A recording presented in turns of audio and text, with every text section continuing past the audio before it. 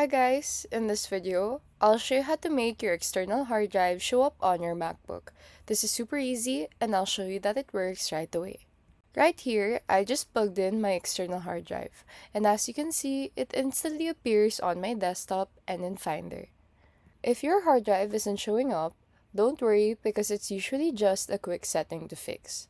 So first, connect your external hard drive to your MacBook and wait for a few seconds for your Mac to detect it.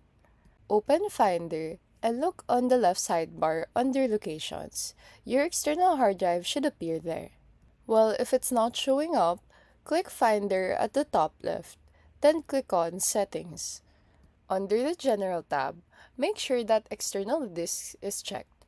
This allows drives to appear on your desktop. Then go to the Sidebar tab and make sure that External Disk is enabled there too. Now your external hard drive should appear instantly in Finder and on your desktop.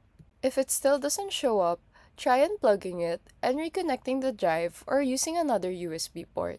And lastly, once you're done, don't forget to eject your hard drive. You can either do this by clicking on the eject icon beside the name of your hard drive or by right-clicking on the hard drive icon in desktop and clicking on eject.